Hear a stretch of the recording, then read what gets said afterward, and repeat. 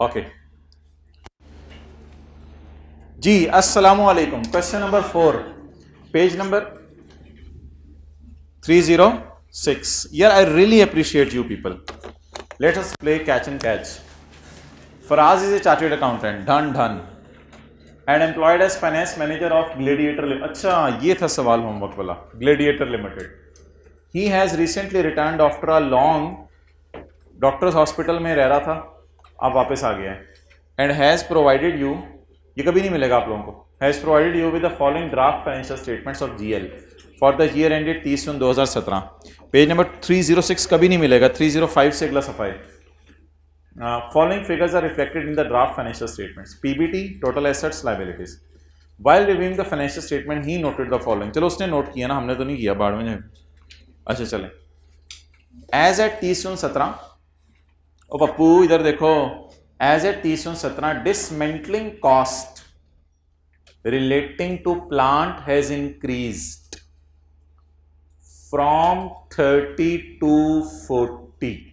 30 June 17 को 30 की बजाय मजदूर कितने मांग रहे हैं? 40। अबे प्लांट कब खरीदा, क्या हुआ? कहता है बाद में बताऊंगा। कहते हैं वो तो इस लाइन में बताऊंगा, पहले मेरी बात सुनो। सुना। फर्दर भाईजन, डिसमेंटलिंग कॉस्ट हैज इंक्रीज्ड क्या होता था? रोड़ा या खड्डा? रोड़ा। रौड़ा, रौड़ा। Further fair value was assessed. ये क्या आ गया? इसको नाम कहते हैं, इसको कहते हैं रोड़ा खड्डा। इसको क्या कहते हैं? रोड़ा खड्डा। रोड़ा खड्डा इकट्ठा आ गया है। क्यों? तारीख क्या लिखी हुई है? इसको क्या कहते हैं? रोड़ा खड्डा। दोनों इकट्ठे आ गए हैं, यानी खड्डा भी और रोड़े भी पड़े हुए अंदर, तो ये इकट्ठा आ गया। बना दें, रहने दो, अब टाइम नहीं है, सीए भी करना है हमने। एज ए 30 में 17 डिसमेंटलिंग कॉस्ट, तो वो भी रिवाइज हो गया, 30 से 40 पे चला गया, और एसेट की फेयर वैल्यू भी रिवाइज होगी। इंशाल्लाह सवाल संभाल लेंगे ना, दोनों चीजें अलग अलग की हुई इकट्ठी कर लेंगे। No accounting entries have been made in respect of increase in dismantling. ठीक है, इसकी एंट्री नहीं हुई 30 से 40 की, एंड रिवैल्यूएशन, और इसकी भी एंट्री नहीं हुई। डन। चलें, पॉइंट 2 अब बताने लगे कि असल कहानी क्या है। The plant had a life of 5 years when it was purchased on यकम जुलाई 15, 2 साल पहले। 2 साल पहले प्लांट की लाइफ 5 साल थी। The carrying value of the plant and related revaluation surplus included in financial statements are rupees 135। ये मेरे ख्याल से ना 135 कैरिंग वैल्यू ऑफ प्लांट है आफ्टर डिप्रिसिएशन। ठीक है, डिप्रिसिएशन के बाद है। और रिवैल्यूएशन सरप्लस का balance are rupees 31 after transferring incremental depreciation for the year ended 30 June 17। Discount rate is 8%। अच्छा जी, अब मुझे बताएं, क्या उसने एसेट की हमें कॉस्ट दी है या डायरेक्ट किसी डेट से शुरू करवाना चाह रहा है? डायरेक्ट किसी डेट से शुरू करवाना चाह रहे हैं। इसमें सबसे इंपॉर्टेंट लाइन ये है, the carrying value of the plant and उसका surplus included in financial statements are 135.4। कहते हैं ये जो मैं आपको बीवी दे रहा हूँ, ये 30 में 17 के डिप्शन के बाद दे रहा हूँ। ठीक है, ठीक है, हमने भी 30 में 17 तक पहुंचना था। कहते हैं वो मैं पहुंचा देता हूँ। हमने कहा पहले खड्डे रोड़े तक पहुंचने दो। कहते हैं वो मेरी तरफ से पहुंचा मैं देता हूँ, मैं आपको 30 में 17 पे लाके खड़ा करता हूँ और बताओ, सवाल आपके लिए आसान कर देता हूँ। हमने कहा हमें सरप्लस भी चाहिए होता है, पता नहीं पहले कभी रिवैल्यू हुआ होगा। और कहते हैं छोड़ो यार, सरप्लस का बैलेंस मैं आपको बताता हूँ। हमने कहा वो डेप्रिसिएशन में एक्स्ट्रा डिडक्शन होती है, तो वो ट्रांसफर भी होती है। कहते हैं वो मैंने कर दी है, तुम परेशान ना हो, तुम मत छोड़ो, मैंने तुम्हें 30 जून 17 के बैलेंसेस ही दे दिए। कहते हैं बात में कहो, कहते हैं इन बैलेंसेस से शुरू कर दो, ये 2 एंट्रीज मैंने नहीं की हुई, ये कर दो। चलें शुरू करें। क्या नाम इसका रखें? Working 1। Date, description, plant, revaluation surplus, P&L और प्रोविजन। अच्छा जी, प्लांट खरीदा कब था? यकम जुलाई 15 को। यकम जुलाई 15 को हमने प्लांट खरीदा था। कितने का? कोई पता नहीं, कोई पता नहीं। करते करते करते करते 30/6/17 को हमने इसको डेप्रिशिएट किया होगा। 30/17 को हमने इसको क्या किया होगा? डेप्रिशिएट किया होगा। प्लांट डेप्रिशिएट हुआ होगा। Depreciation debit, accommodation credit. Surplus retained earning में शिफ्ट हुआ होगा। Surplus debit, retained earning credit. अगर डेप्रिसिएशन में कोई एक्स्ट्रा डेप्रिसिएशन पड़ी हुई तो इसके बाद कोई ना कोई डीकमीशनिंग का बैलेंस होगा। ये करने के बाद 30/17 का सीए उसने हमें दे दिया। 30/17 का सीए उसने हमें दे दिया और इतनी खूबसूरत उसने अंग्रेजी लिखी, the CA carrying amount and surplus are इतने आफ्टर डेप्रिसिएशन ऑफ 17 की डेप्रिसिएशन कहते हैं रिकॉर्ड हो चुकी है। 17 की डेप्रिसिएशन कहते हैं मैं रिकॉर्ड कर चुका हूं। हमने कहा तो बहुत अच्छा हो गया। कहते हैं मैं तुम्हें 33.15 रिवैल्यूएशन सरप्लस भी बता देता हूं। हमने कहा वो कहते हैं हाँ वो परेशान ना हो, आफ्टर ट्रांसफरिंग इंक्रीमेंटल डेप्रिसिएशन। अगर इस 12 में 2 की डेप्रिसिएशन थी इंक्रीमेंटल तो वो मैं ट्रांसफर कर चुका हूं, तुम परेशान ना हो। कहते ये सारा मेरी तरफ से, बस तुम फिगर्स शुरू कर लो और शुरू करो बस। कहते गल मुकाओ जी, बोले 135.4 ये बैलेंस है आफ्टर ट्रांसफरिंग, और ये बैलेंस हम इंशाल्लाह खुद निकाल लेते हैं क्योंकि हमें पुराना एस्टीमेट पता है। चलें जी, मुझे बता दें ओरिजिनल एस्टीमेट क्या था डिसमेंटलिंग का? 30। ओरिजिनल एस्टीमेट क्या था? 30। तो अभी तक मेरी किताबों में 30 वाला बैलेंस पड़ा होगा ना, क्योंकि ये वाली एंट्रीज अभी तक अकाउंटेंट ने नहीं की, तो मेरी किताबों में तो 30 वाला बैलेंस पड़ा होगा। 30 into 1 point raise to power, पूरा 30 जून 16, पूरा 30 जून 17, कितने हो गए? 2 साल टोटल। कहाँ लिखा हुआ है? अच्छा ये लिखा हुआ है 5, टोटल 5 हो गए और 2 हो गए, तो 5 माइनस 2, 3 साल बाद मेंटल हो जाना है। रेज टू पावर माइनस, एक बार याद रखिएगा ओवर एफिशिएंट ना बनिएगा। पहले प्रोविजन का पुराना वाला बैलेंस निकालिएगा फिर ही चेंज रिकॉर्ड हो सकती है, वरना चेंज रिकॉर्ड नहीं हो सकती। रिवाइज सीए जब लफ्स आए ना तब मुझे नया वाला बता दीजिएगा, रिवाइज सीए। अभी ओवर एफिशिएंट ना बनिएगा, अभी अकाउंटेंट वाली फिगर्स नोट करें, अकाउंटेंट वाली। This I can call as starting point of my question. This is starting point of my question. इसके बाद तो सारा काम आप नहीं करना है, आपको सारा करना आता है। यहां तक मैंने आपको लाना था, आगे तो कुछ भी नहीं है। अब मशवरा दे दें, पहले क्या करूं? मैंने आपको बताया था पहले, अभी मैंने पिछली क्लास में बताया, पहले चेंज इन एस्टीमेट कर दूं या पहले रिवैल्यू कर दूं?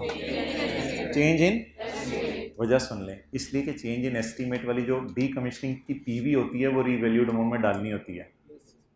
चलें वजह छोड़ें और रट्टा मार लें। पहले कौन सी? चेंज इन एस्टीमेट, फिर रिवैल्यू। पहले चेंज इन एस्टीमेट फिर रिवैल्यू करें। अब क्या करना है? कुछ भी। अकाउंटेंट ने कौन कौन सी चीजें नहीं की हुई रिकॉर्ड? और बोल रहे हैं ओ डिसमेंटलिंग भी रिकॉर्ड नहीं की हुई और उसने रिवैल्यूएशन भी। तो हमें कहीं और जाने की जरूरत है कि ऑलरेडी 30/17 पे हमें पहुंचा दिया, उसने पहुंचा दिया। कॉस्ट वगैरह नहीं दी एसेट की, लेकिन खैर है, कोई मसला नहीं। चलें जी, क्या लिखूं? बोले बोले बोले लफ्ज, हिम्मत हिम्मत। Excellent excellent. क्या? Revised carrying amount, revised carrying amount. आपको पता है इस मॉडल में क्या होता है? इस मॉडल में पहले प्रोविजन आएगी, अब इधर वो ऐसे ये आएगा, फिर ये या ये, कुछ भी नहीं रह गया यार। आप जल्दी जल्दी करा दें। 30 किस पे चला गया? -3 रखे ना, डेट सेम है। 31.8 जी 8। अच्छा बैलेंस, सॉरी बैलेंसिंग 8। बबलू ये गम है या खुशी है? बोल बोल बोल बोल बोल 23 की जगह 31 देने हैं गम में। गम में ना ये देखना होता है कि पहले से खुशी पड़ी है या नहीं। अच्छा ये भी रूल याद रख लें, गम में देखना होता है पहले से खुशी पड़ी है या नहीं, और खुशी में देखना होता है तो गम में देखें पहले से खुशी पड़ी भी है। खुशा पड़ा हुआ है इधर, तो खुशा पड़ा हुआ है, तो गम को इस्तेमाल करें खुशा को ख़त्म करने के लिए। लेकिन खुशा बड़ा ढीठ था, खुशा ख़त्म नहीं हुआ।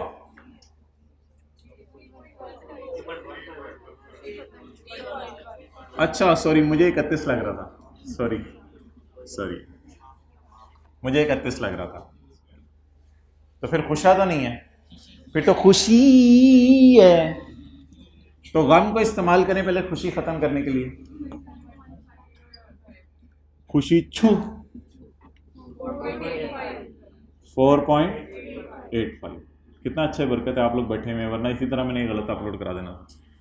4.85। लेकिन प्लीज़ ये मैंने लाइन लगाई हुई है, यहाँ कुछ नहीं करना। वो तो आप जैसे शहजादे बैठे हुए हैं कि उन्होंने ब्लू और रेड मार्कर याद नहीं कराए। काश इस क्लास में कोई और होता, वो याद करा देता। चलें जी, बताएं यार, ऐसा ना किया करें वैसे, ये आप लोग ऑनलाइन वालों के साथ ज्यादती करें। अब क्या फ़ायदा, अब पछताए क्या होवत जब चिड़ियाँ चुग गई खेत।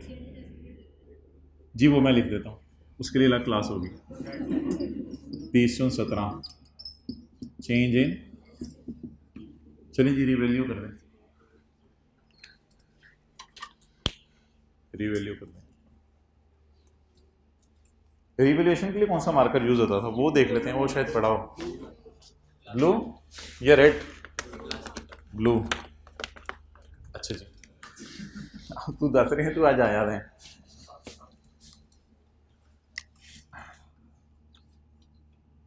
जी क्या लिखूं? नहीं ये क्या मतलब, जो आपका दिल चाहे। रिवैल्यूड अमाउंट बताएं जी, revalued amount 112, but is net of dismantling.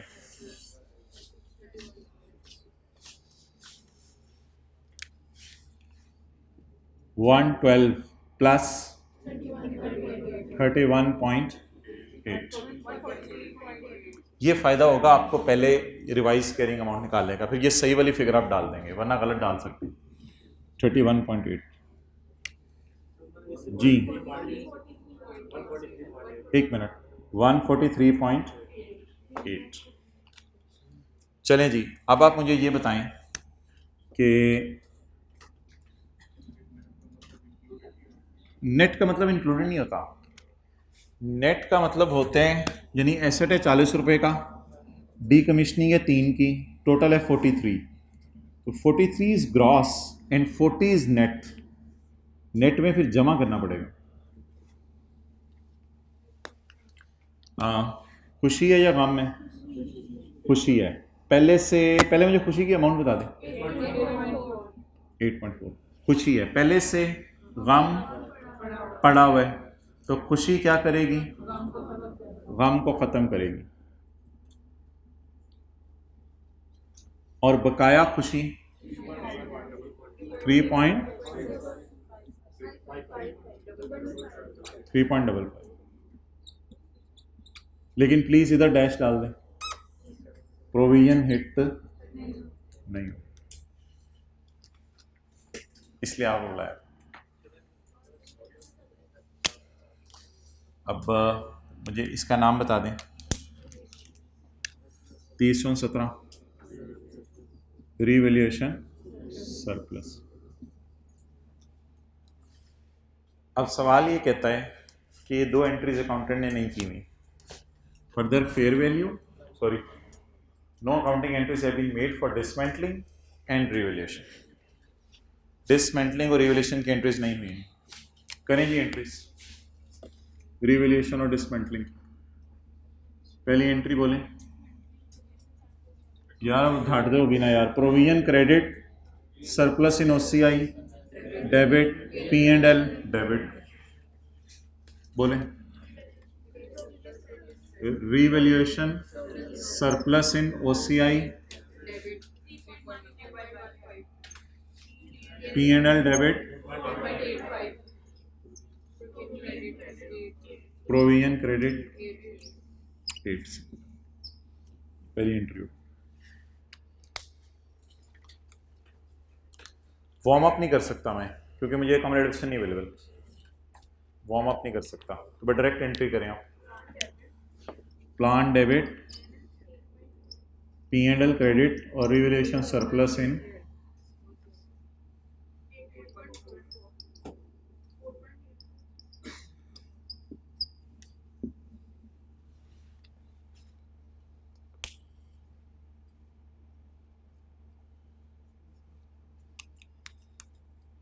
ठीक है। आप इस मौके पे तस्वीर खींच सकते हैं।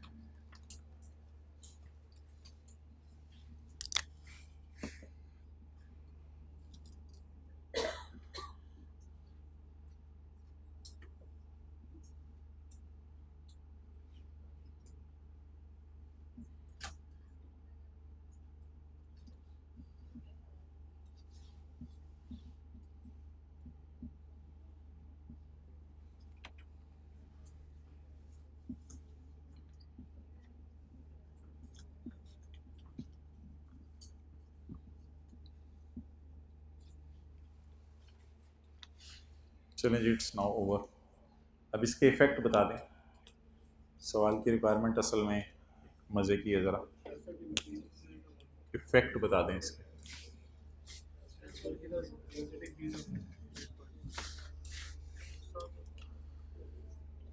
Calculate the revised figures. अच्छा, मुझे थोड़ी सी आप इजाज़त दें, मैं ये जो रिवाइज फिगर्स है ना, ये इधर ही आपको सेट कर दूँ। ये मैं आपको इधर ही सेट कर दूँ। ये पहली फिगर किसकी है? पीबीटी की। दूसरी, तीसरी लायबिलिटीज। चलें जी, सेटिंग शुरू करते हैं। Surplus is an item of equity. काश के सवाल इतना अच्छा होता कि यहां इसने इक्विटी की लाइन डाली होती, तो फिर मैं आपको इक्विटी पे इफेक्ट भी बताता। इसलिए मैंने इसको सोच लिया, कुछ करने की जरूरत नहीं है। खर्चा रिकॉर्ड करना है, खर्चा रिकॉर्ड एक एक करके लेके चला करें। खर्चा रिकॉर्ड, ये स्टेटमेंट फॉर्म में क्लास में एक दफा करवाया हुआ है।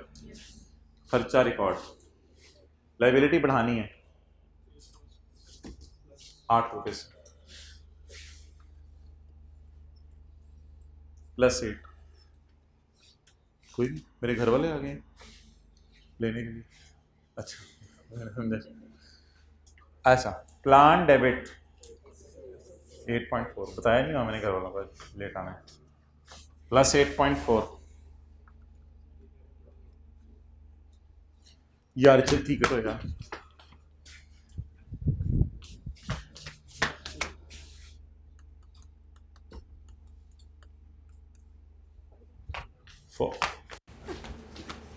ये तो इक्विटी का आइटम है।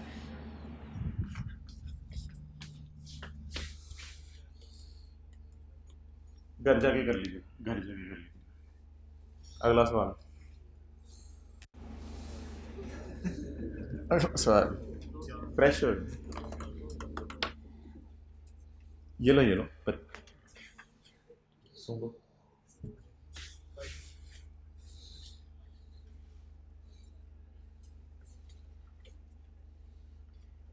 चीख के रखा करें, चीख के।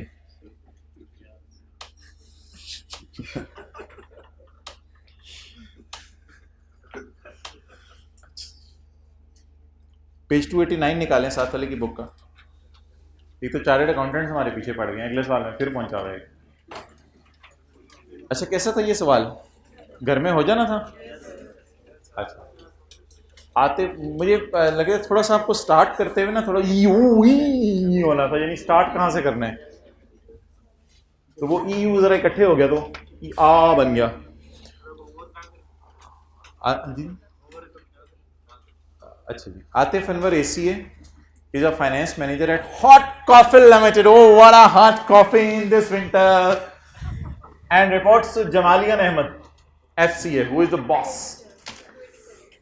पेज नहीं मिलेगा, पेज कभी नहीं मिल सकता ये। ऑन रिटर्निंग फ्रॉम लीव्स, छुट्टियों से वापस आके, वो मेडिकल से वापस आया, ये भी छुट्टियों से वापस आया। आतिफ कौन है? छोटा। छोटे ने नोट किया कि draft financial statement for the year ended have been prepared. Draft financial statement बन चुकी नहीं है। He found that financial statement have not been updated for revision in decommissioning. Have not been updated for revision in, ये उसने बता दिया कौन सी entry नहीं। उसने का अंदाजा लगाया है कि have not been updated for revision in decommissioning cost as advised by engineering department at start of 19। लिखें जी, ये अंदाजा 1 जनवरी 19 को बदला है। यार ये पेज है 286 से अगला 287।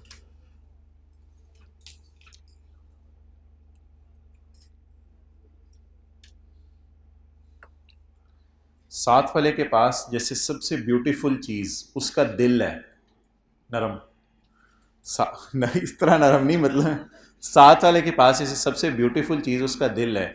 इस सवाल में सबसे ब्यूटीफुल चीज ये थी कि बच्चों को ये पता चल गया था ये लाइन पढ़ के कि 1 जनवरी 19 को लाइबिलिटी में चेंज है।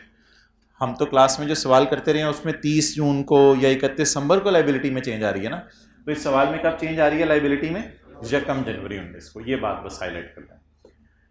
Updated for revision in decommissioning as advised by engineering department. नहीं हुई financial at start of 19। Decommissioning का लाइबिलिटी का अंदाजा कब बदल गया? 1 जनवरी को। Atif discuss the matter with Jamal. Atif ने बॉस से कहा सर प्लीज़ ये क्या हो गया कंपनी में, मैं छुट्टी पे चला गया, मैंने गलती कर दी ज़िंदगी की सबसे बड़ी, लेकिन ये नहीं कि मेरे पीछे से आप लोग इधर ब्लंडर मार रहे हो। माना कि आप मेरे बॉस हैं लेकिन कोई तमीज़ भी होती है एंट्रीज करने में। बॉस ने कहा चुप रहो। Who advised him? बॉस ने कहा चलो चुप।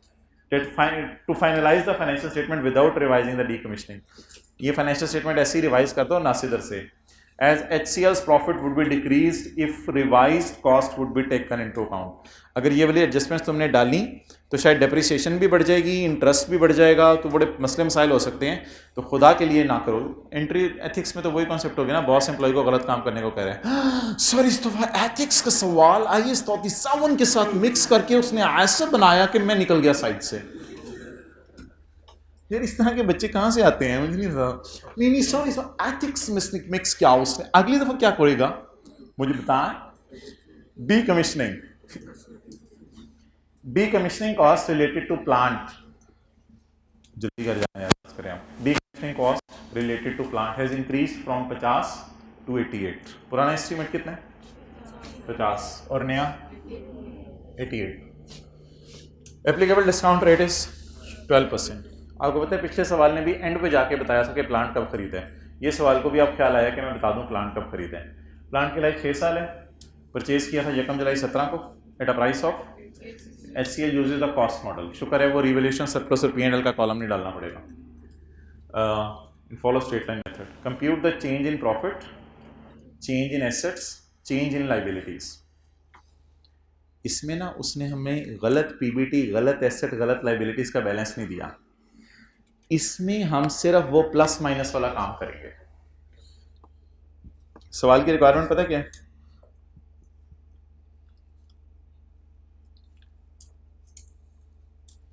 सवाल की रिक्वायरमेंट ये है,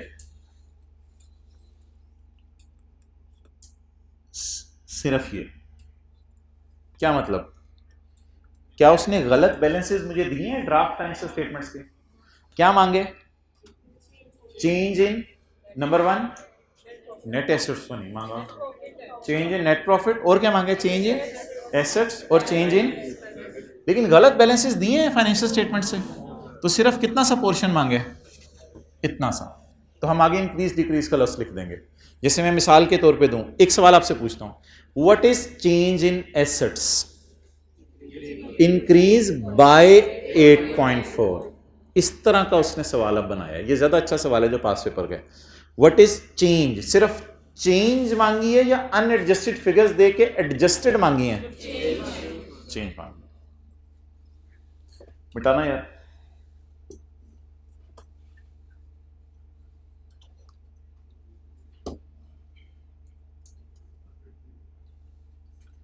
ना कर, मैंने रफ चप्पल पहनी हुई, जल्दी उतर जानी है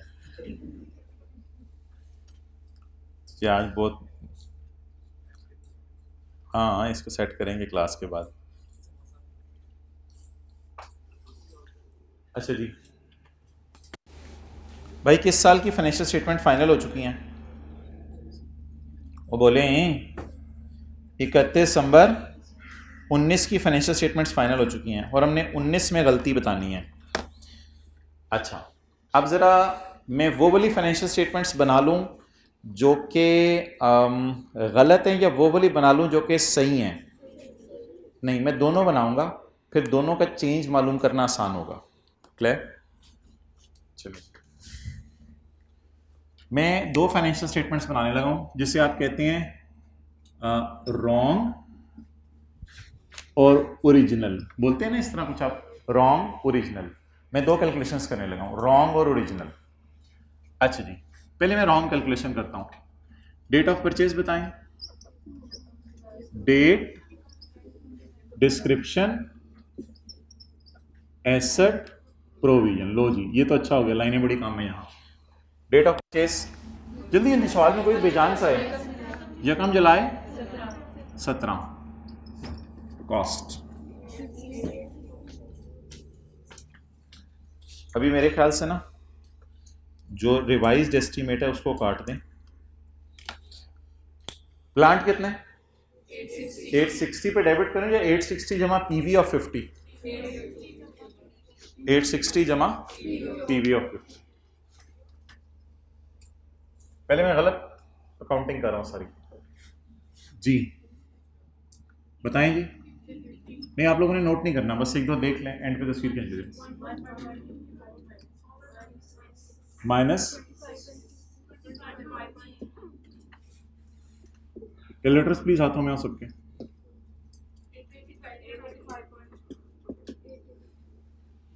कितने सालों बाद डिसमेंटल करने? 6 सालों बाद।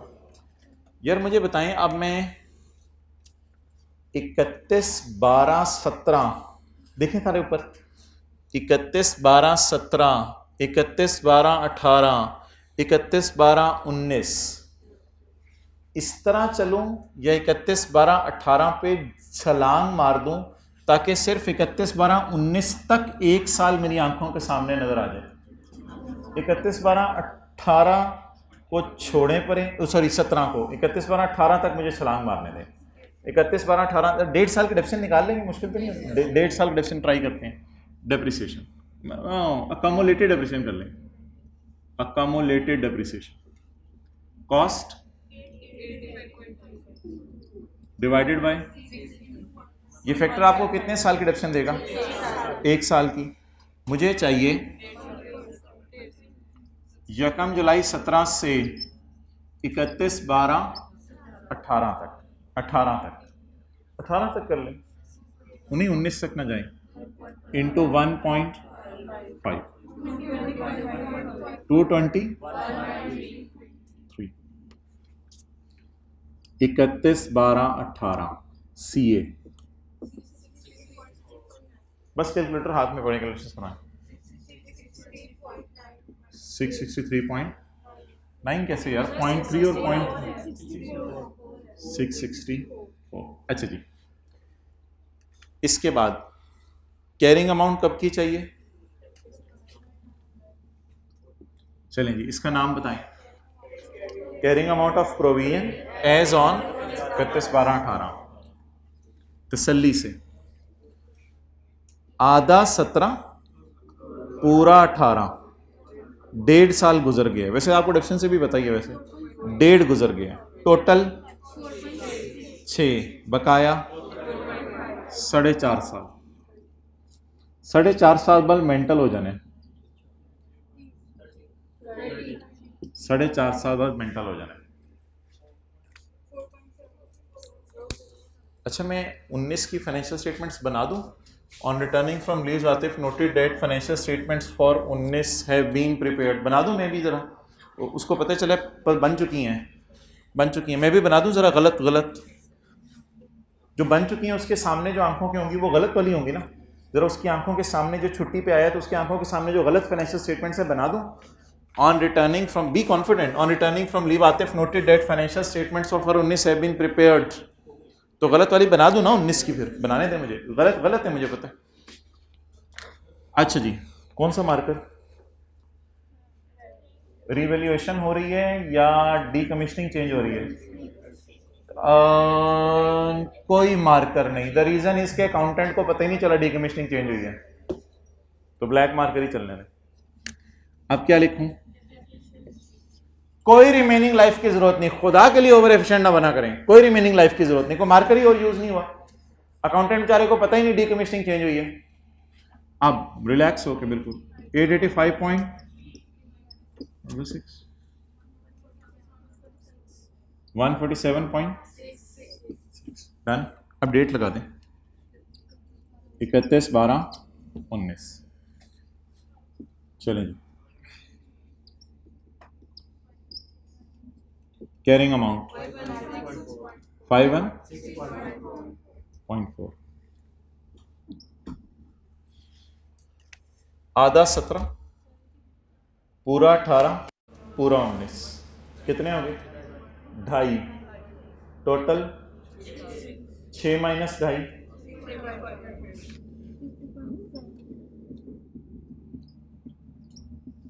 जी 30,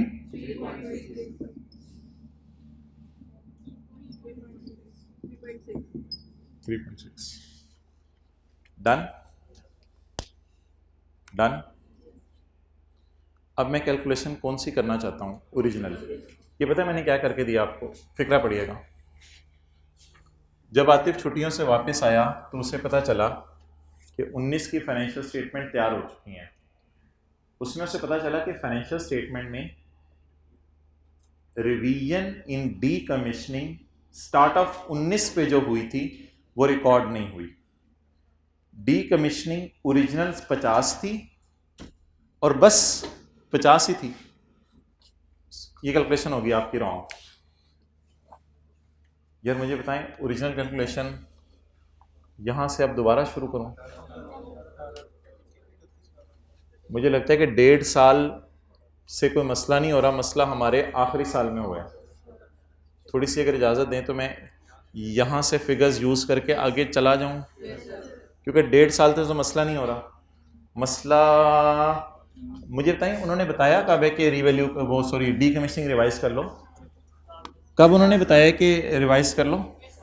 स्टार्ट ऑफ 19। तो फिर 31/12/18 तक कोई मसला नहीं हुआ। लिखें यहाँ 31/12/18 तक कोई मसला नहीं हुआ। फिर इस डब्बे के ऊपर लिखें 31/12/18 तक कोई मसला नहीं हुआ।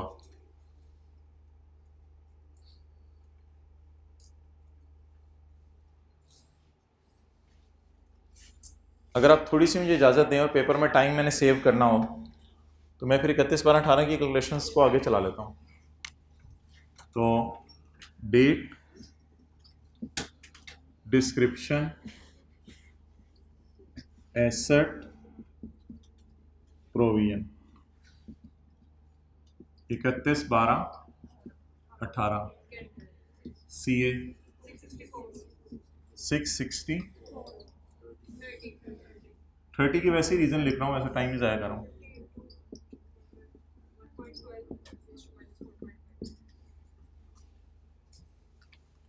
अच्छा, पिछले सवाल में ना मज़े की बातें की थी। उसने कहा था this carrying amount is after depreciation. क्या फ़र्क पड़ते थे? नॉर्मल सी बात है। पिछले सवाल में इस तरह के पंगे ले रहा था, this carrying amount is after depreciation. अच्छी बात है, कैरिंग अमाउंट होती ही ईयर एंड वाली आफ्टर डिप्रिसिएशन। ये तो वैसे ही पिछले सवाल की एक बात करती मैंने। अब मुझे बताएं कौन सा मार्कर पकड़ूं, ब्लू या रेड? रिवैल्यूएशन के लिए कौन सा मार्कर होता था? ब्लू। और डी कमीशनिंग के लिए रेड। बताएं जी। रिवाइज सी है, हाँ sorry you are right, revise सी है। रिवैल्यूएशन कहाँ से आ गई? रिवाइज सी है। तारीख बताएं। हाँ इसी दिन खड़े हो के, इसी दिन खड़े हो। 1 जनवरी 19 को उन्होंने अंदाजा लगाया। रिवाइज सी है। अब 88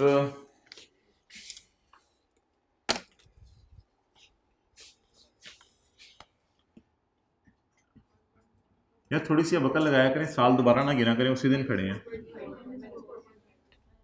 माइनस 4 कितना 52.8। बैलेंसिंग का नाम चेंज इन एस्टीमेट। कितना? लायबिलिटी बढ़ गई, एसेट भी बढ़ गया जी, 686.8। आप मुझे बता दें कि मैं डिप्रिसिएशन नॉर्मल तरीके से निकाल लेता हूँ। डेट ना लिखिएगा, बताएं जी। यकम जुलाई 17, गिने जी।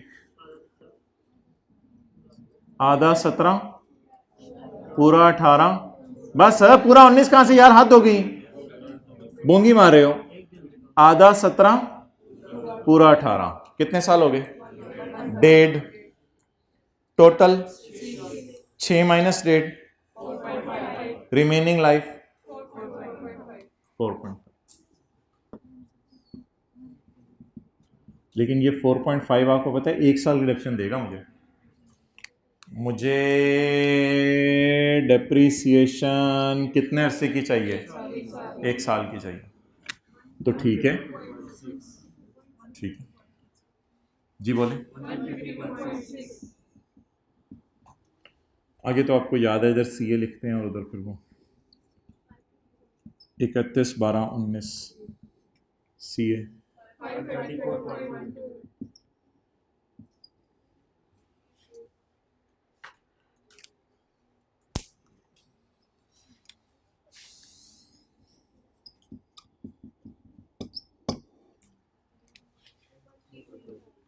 आधा 17 पूरा 18 पूरा 19, कितने साल? तो बकाया मैं पूछ रहा हूँ 0.2। इंटरेस्ट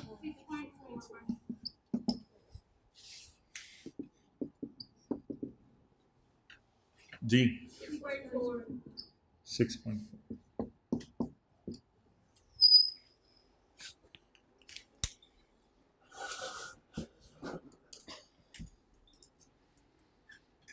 तीन मिनट बाद रिकॉर्डिंग बंद कर देनी है, बात खत्म हो या ना हो, नोट कर लो टाइम। अच्छा जी, रिवाइज्ड कैरिंग अमाउंट्स निकालनी है ना, तो किस साल की फिगर्स देखूं? सबर यार, एक दफ़ा मुझे आखिरी चीज़ नोट कर लेने दें। किस साल की फिगर्स देखूं? सिर्फ 19 की। यार मुझे प्रॉफिट पे इफेक्ट बताएं पहले, फिर मुझे एसेट्स पे इफेक्ट बताएं, फिर मुझे लाइबिलिटीज़ पे इफेक्ट बताएं।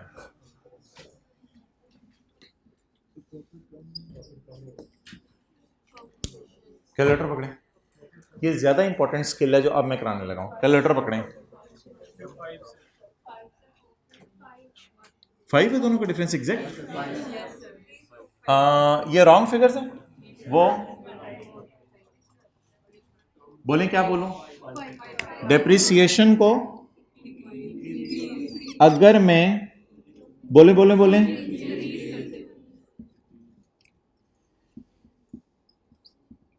प्रॉफिट पे इफेक्ट, डेप्रिसिएशन को अगर मैं 5 रुपए से, और भाईजान पहले सोच तो लो बढ़ाना है, यानी आधी क्लास इधर है आधी क्लास उधर है। 147 को 152 पे लेके जाने। डेप्रिसिएशन को अगर मैं 5 रुपए से बढ़ा दूं तो प्रॉफिट 5 रुपए से कम हो जाएगा। डन। इंटरेस्ट को अगर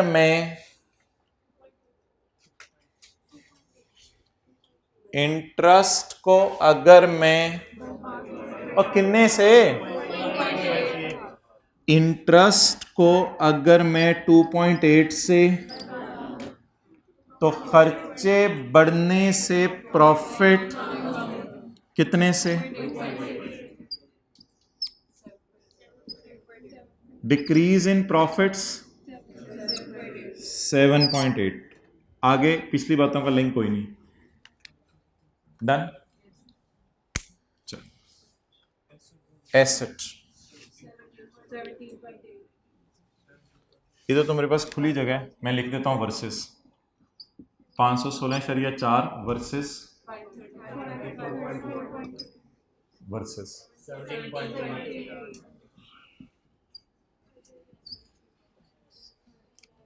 17.8 से एसेट बढ़ जाएंगे। चलिए लाइबिलिटीज 33 और 59, 33 और 52 रॉन्ग, कम में, ओरिजिनल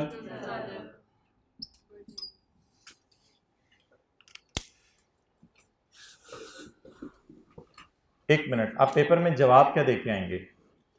द प्रॉफिट्स विल, अंग्रेजी थोड़ी सी लिखाइएगा, the profits will decrease by, the assets will increase by 17.8 and the liabilities will. तो क्या ये फिगर्स अनएडजस्टेड में पोस्ट करनी है प्लस माइनस करके, या सिर्फ इंक्रीज डिक्रीज बतानी है? सिर्फ इंक्रीज। ठीक है, चलो भाई क्लोज करते हैं।